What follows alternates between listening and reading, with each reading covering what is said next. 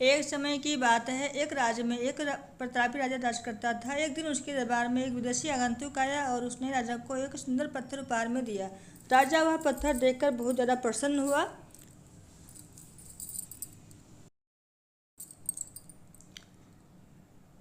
उसने उस पत्थर से भगवान विष्णु की प्रतिमा का निर्माण कर उसे राज्य के मंदिर में स्थापित करने का निर्णय लिया और प्रतिमा निर्माण का कार्य राज्य के महामंत्री को सौंप दिया।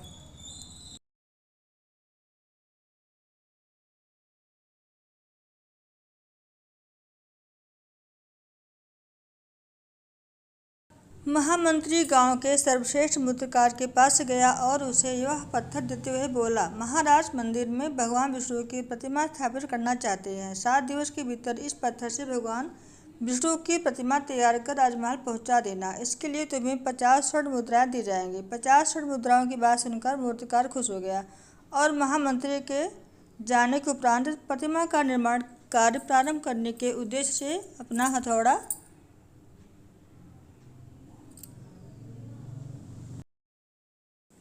अपने औजार निकाले। अपने औजारों में से उसने एक हथौड़ा लिया और पत्थर तोड़ने के लिए उस हथौड़े से वार किया, किंतु पत्थर जस का तस रहा। मूर्तिकार ने हथौड़े के कई बार पत्थर पर वार किए, किंतु पत्थर नहीं टूटा।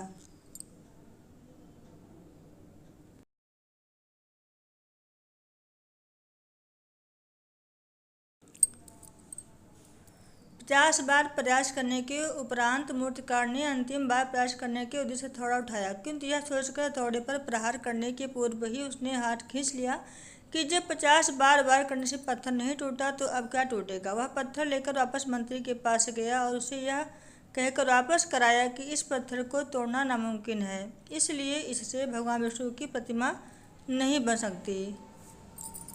महामंत्री को राजा का आदेश हर स्थिति में पूर्ण करना था, इसलिए उसने भगवान विष्णु की प्रतिमा निर्मित करने का कार्य गांव के एक साधारण से मूर्तिकार को सौंप दिया।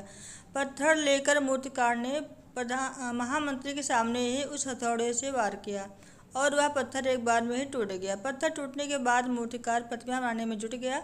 इधर महामंत्री सोचने लगा कि काश पहले मूर्तिकार ने एक अंतिम प्रयास और किया होता तो सफल हो गया होता और 50 स्वर्ण मुद्राओं का हकदार बन जाता।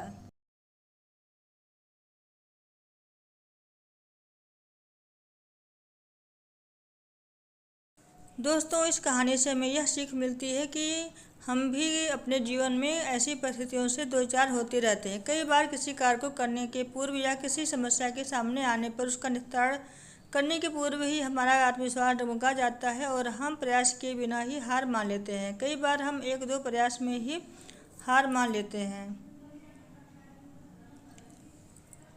1-2 प्रयास में असफलता मिलने पर आगे प्रयास करना छोड़ देते हैं, जबकि हो सकता है कि कुछ प्रयास और करने पर कार्य पूर्ण हो जाता है या समस्या का समाधान हो जाता है। यदि जीवन में सफलता प्राप्त करनी है तो बार बार असफल होने पर भी तब तक प्रयास करना नहीं छोड़ना चाहिए जब तक कि सफलता मिल नहीं जाती। क्या पता जिस प्रयास को करने के पूर्व हम हाथ खींच ले वही हमारा अंतिम प्रयास हो और उसमें हमें कामयाबी प्राप्त हो जाए। दोस्तों, इस कहानी से आपको क्या सीख मिली कमेंट करके जरूर बताइएगा और ये कहानी आपको कैसी लगी कमेंट की बताइएगा। मिलते हैं नेक्स्ट कहानी में, तब तक के लिए बाय बाय।